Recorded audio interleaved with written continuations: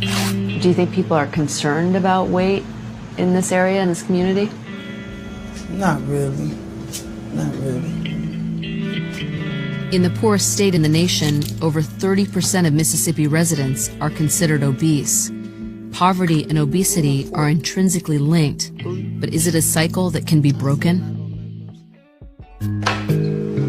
Let us start with the first page. Briana weighs 347 pounds. As a sixth grader, she's not just unhealthy, she's having problems fitting in. Her excessive weight has made her a constant target for the kind of attention no kid wants to deal with. That's the bullet right there. He was one right there with the blue and white jacket on, the white stripes going down the side. It was just like every day I went to school, I got picked on. I can't take you. Or what have the kids been saying to you? They'll call me names, just talk. What do the bullies say to her? What do they call her? Kind of fat. Linebacker. You know, just name the little girl. Little girl don't supposed to hear nothing like that. A 12-year-old girl. It make you worried, and it make you angry about the people that's saying things to her. You know, you're being a parent, you want to protect your child at all times, you know. And with them, you know, just like she shouldn't have to do that. See, people shouldn't judge people from the outside anyway. Cheater, I want red. In the eyes of every parent, their child is special, unique, beautiful. But doctors are now warning Briana that she faces a future of possible health problems, diabetes, heart attacks, which could cut her life short. One day I went to the doctor and they said I weighed 325. When you heard that, when your doctor said you weighed 325, how did you feel? Not good. Were you surprised? Very. What were you thinking? Like, how could I weigh this much and I'm just a kid? Since that visit, Briana has gained even more weight. The doctors have told her that 52% of her body mass, more than half, is now made up of fat. At 12 years old, Briana is considered morbidly obese. She come to me one day and she was like, I am so tired of people picking on me about my weight. And she said, I need to lose some weight, Mama. With Briana's health in jeopardy, Chanel has started to second guess what she's putting on the dinner table. So when you were taught to cook, were you ever taught about what foods might be healthier than other ones? No, I wasn't.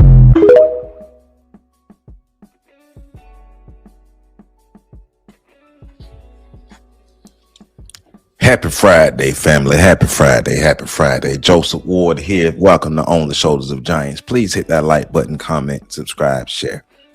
This is an important conversation we're having here today. And an important examination. Talking about the silent crisis. Or the crisis that we want to cover up and try to beautify. And try to romanticize. Talking about obesity in Black America. We don't want to talk about it. And if it's talked about, it's dressed up in a way, you know, body positivity and all these societal things that they're doing. And my thing is, Black America, we can't afford to follow these unhealthy trends that these other groups follow, because everything, and I mean everything in America, affects us on a greater level, right? But unfortunately, in this video, we're watching Well, we just saw about a young 12-year-old girl named Briana who last they weighed her, she was 325 pounds. And then, like they said in the video, she gained more weight since then. And this is not me being mean, cruel, trying to be funny, make no jokes, anything, but I just want to give you perspective. Just want to give you perspective, right? Because we're talking about a 12-year-old. And I'm gonna talk about the mother as well, the mother of her as well. But we're talking about a 12-year-old who weighs 325 pounds the last time they weighed her. And remember, she gained more weight since then. Perspective. That is the perfect size of an offensive lineman or offensive tackle or a defensive tackle in the NFL. Somebody who is like 25 years old, 6'7", 325 pounds. Big boys. Unfortunately, this young girl, Briana, is only 12 years old and she weighs 325 pounds. Where's the care for our future? Where's the care for our children? I keep saying, I've been saying it for a long time. It's the adults a lot of time that are hurting a lot of the children. It's the adults. I wonder what the self-esteem and the mindset is of Briana's mother to watch your daughter just, accumulate that amount of fat over time. Like, she's seeing that. So psychologically, emotionally, mentally, I wonder what's going on with the mother. Once again, because how could you let your child, get up to 325 pounds at 12 years old?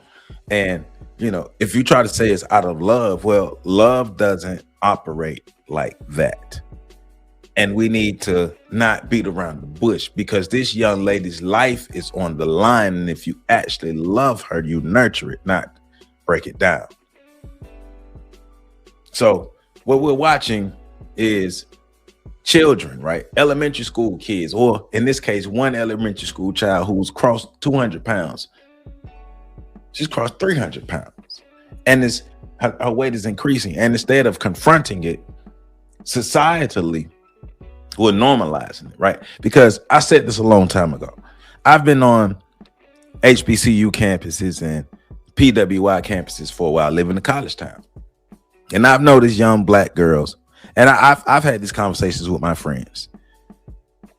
I've noticed for a while that the weight of young black girls is increasing. 21-year-old young black girls are walking around obese, as opposed to across the tracks, the white girls who are the same age, they're not as obese. It's not a lot of them. I'm not saying it ain't, but it ain't as many as we have. And our young boys, and of course the obesity level in black women is a bit higher than black men, but our young boys as well are a lot more obese. Our kids are a lot more heavier than they were even when I was in college. I got to college in 2002. And it's become normalized. Like I told you, with the body positivity stuff, it's become normalized for people to hurt themselves, to tear themselves down. And there are, in my opinion, well, we know that there are physical effects, psychological effects, emotional effects, mental effects. You heard the young girl talking about the bullying and everything and how it affects her. You saw the dad crying, right? So this isn't just about weight. This is about life expectancy. This is about mental health. This is about the future of Black America. This is about us relearning to love ourselves properly. Relearning to take care of ourselves properly. But we have to understand what's going on behind it as well. Because this is not a video where I'm just pointing fingers. Because I understand, that's why I'm talking about the psychological, mental, and emotional effects of it. Because those are factors that go into a person, continuing, because when to become obese, you have to take in more calories than you burn. You have to take in an excess of more calories than you burn. So we already know in America that the sedentary lifestyle has become normal. And in America, period, 40.3% of US adults are obese, according to the CDC. 40.3, almost half of the American adults are obese. So just in America alone, we have an obesity problem. But what's the old saying? If America catches the cold, Black America catches the flu. So if America overall has an obesity problem, then you know Black America has a great obesity problem, right? And so 21.1% of children ages 2 to 19 are obese. 2 to 19, 21.1. So that means nearly 1 in 5 children are already starting life at a major health disadvantage. I think the last time I covered this video, it's not my first time covering this video. I think the last time I covered this video, I paired it with a young Black boy who was obese. He was younger than her. He was like 9 years old. I remember working at a summer camp. It was two young Black girls, twins. They was my homies, but they were obese and they could not do a lot of things. And it was not funny. It was not cool. Anything but sad. So Black adults are 28% more likely to have obesity than the general US population. Black adults are 28% more likely to have obesity than the general US population. In many states, Black adults have the highest obesity rates compared to all racial groups. And this is not random, this is a pattern. And especially so, Briana was in the state of Mississippi. So we know the Bible Belt of the South has the highest health disparities in the United States, unless things have changed. So now this is some of the information that I have from the CDC is saying that, and this is talking about adult obesity prevalence. This is the adult obesity prevalence map. And let me open up this map. Hold on, open up map. Okay.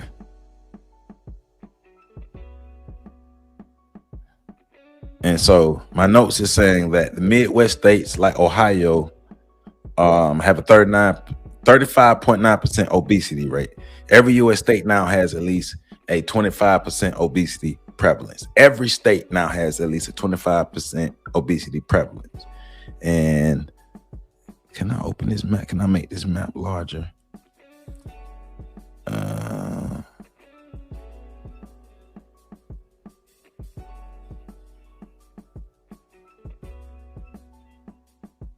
It's not letting me open up the map, but it's saying that it is showing some prevalence rates. And so it's saying Midwest states like Ohio have 35.9% obesity rate. And so if that's the case, so Alabama has, and I'm gonna look at the South, right? I'm gonna look at a lot of places, but especially look at the South since I'm in the South. Alabama has a 38.9% obesity rate. Arkansas has a 38.9% obesity rate. Delaware has Delaware not the South, but Delaware has a 36.6 obesity rate. I'm surprised Florida's obesity rate is only 29.6. Alaska has, well, let me look at the South. Let me go to the next page. Georgia has a 35.4 obesity rate. Well, let's look at some other ones. I don't know. Well, Guam is not continental U.S., but Guam has a 40.2% obesity rate. Illinois has a 34.2 obesity rate. Idaho has a 32.7 obesity rate. Indiana has a 38.4.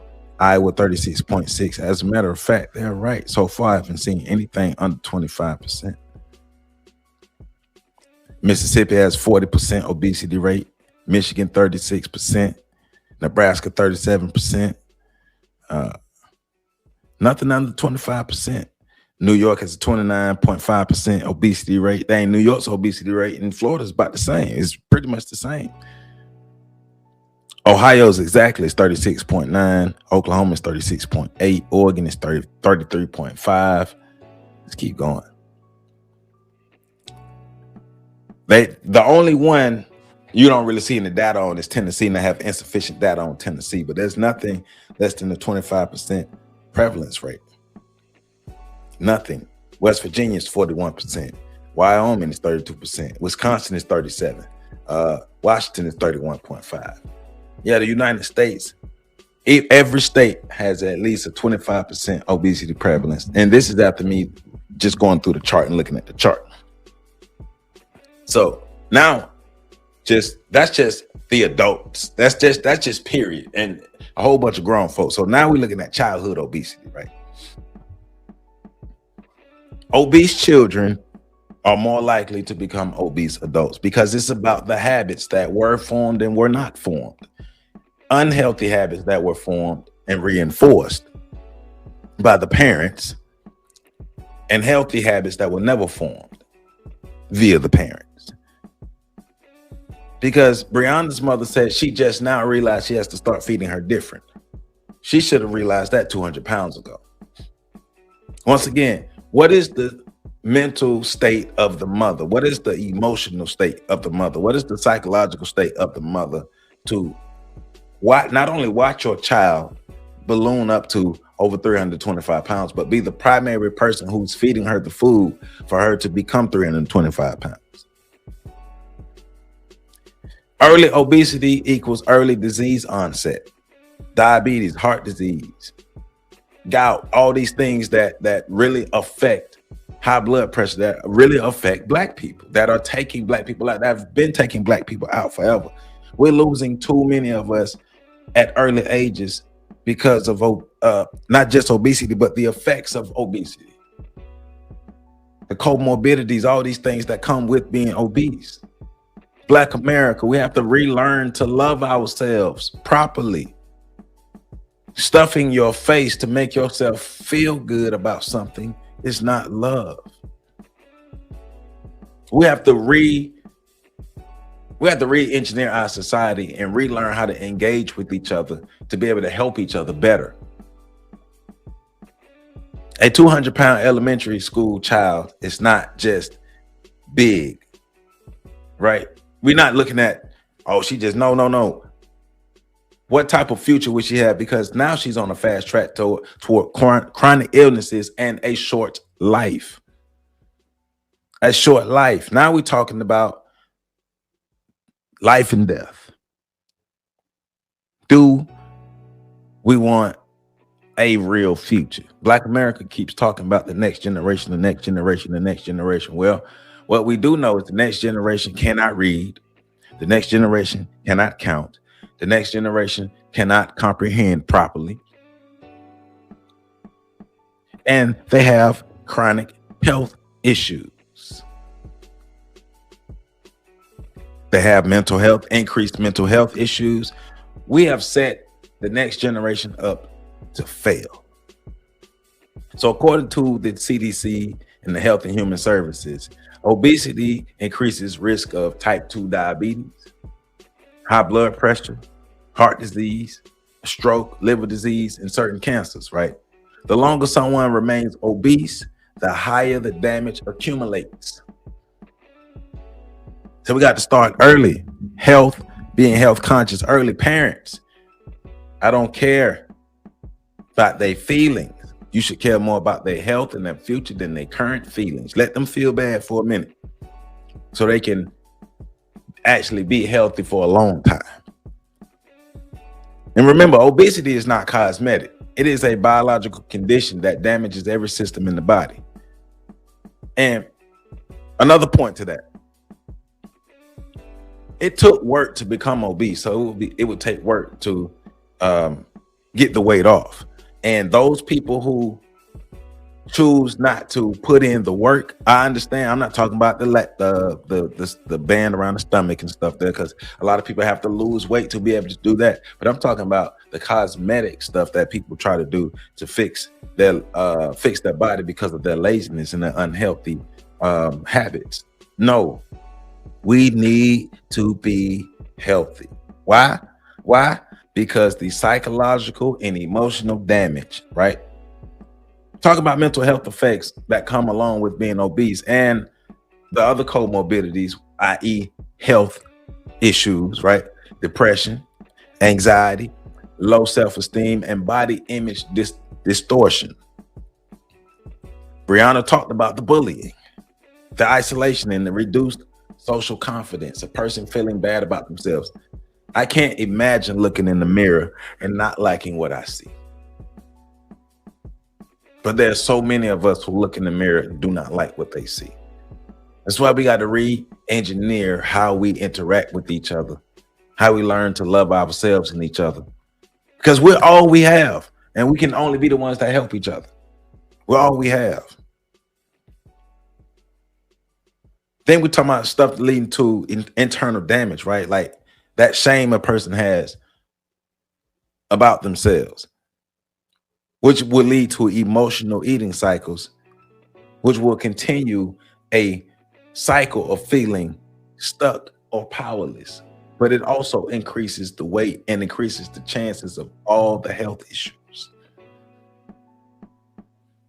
Remember, obesity does not just weigh on the body, it weighs on our minds. And our minds are already under our minds are under attack by so much other things, so many other things, right? So remember, we're talking about a total re-engineering of how we exist as Black people in America. So we got to re-engineer our diets, but even more, we got to re-engineer our environments, our mental environment and our physical environment. We have to rethink how we, especially Black Americans, how we talk about weight gain, how we think about and look at weight gain. Everybody want to be thick. Everybody want to be thick. Everybody ain't thick. Baby, you are not thick. You're obese. And just because your butt is big doesn't mean that it's okay to be obese. These things do lead to emotional distress. Talked about the comfort eating. The comfort eating leads to more weight gain. Once again, the self-reinforcing cycle that is hard to break. We need each other. We need each other. It's easier to break that cycle when we are working together with each other, when we have empathy for each other. So now we're looking at like the structural and cultural root causes of this, right? The environmental factors, right? One of the environmental factors are food deserts. Now, I'm not as hard on the food desert point as a lot of other people because I live in food deserts, and most of the obese people in my city are not in the food deserts. They are in the environments where people actually have access to an abundance of food. Those who don't have access to an abundance of food, yes, the food is low quality, but they're not necessarily as obese as those who actually have money. I mean, the more money I got, the more access I have to food, so the bigger I would be. High availability of cheap processed foods, well, processed foods, period, but also the high consumption of processed foods and the lack of safe recreational spaces in low-income communities, but overall, a lack of will to exercise and move for Black Americans overall. Black people, for the most part, don't get up and move. We don't. We've all been there. I've been there. You've been there. We've all been there. But we got to get up and move. Over 50% of American calories come from ultra-processed foods, and we like what we like because it tastes good. And so many people have chosen foods that taste good over their health, and they've paid for it. The socioeconomic pressure is healthy food is often more expensive, and not necessarily, because that's a stretch. And another one is like the time constraints and all that. Not necessarily. That's why planning, it's a lot of things that we can do differently. Re-engineering how we exist, re-engineering how we think, that can help us improve our overall health, right? Because healthy food is not necessarily more expensive, especially when you have access to community gardens, but you don't utilize them. Like my community. The communities that really need the gardens have them, and the people don't use the gardens. So That on top of us normalizing obesity, body shaming, the body positivity movement, right? And if you really want to talk about health, they get avoided and people don't want to talk, and they do all the things they do to squirm out the conversation because it's uncomfortable. It makes people really see themselves as who they are. And now they really feel that feeling that they've been trying to get away from.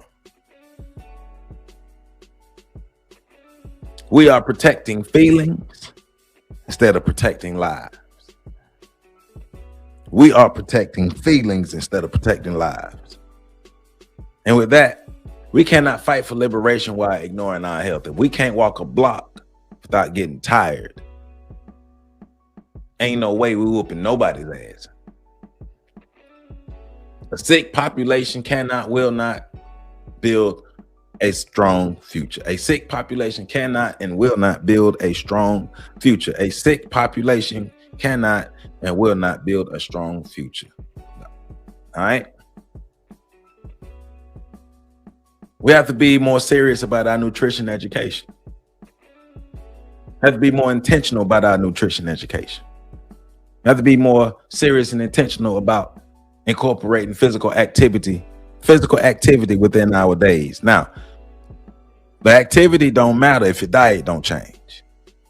Your diet has to change. We have to reduce the processed foods, get more fruits and vegetables in there, more natural foods, and the best foods we can get. Everything GMO these days, but get the best you can get. But you have to eat healthy and exercise. And you have to know your body type. Now, we do need more access to healthy foods, but people have to utilize the access that they already have. We need to be more health focused in our everyday lives. We need more health focused lifestyles. And we need accountability. We need to be more accountable about how we go about living our lives and really imagining what health truly is. We always have to choose health over aesthetics. Right now, we're choosing aesthetics over anything. Health over aesthetics. Who cares how big your butt is if you're dead? Discipline over comfort. Discipline isn't supposed to be comfortable because it makes you stronger, it makes you better. So remember, obesity is not just a personal issue. It is a Black American crisis. And if we don't confront it honestly, we will continue to bury our people early, especially our children. So what we gonna do, Black America? What is we gonna do?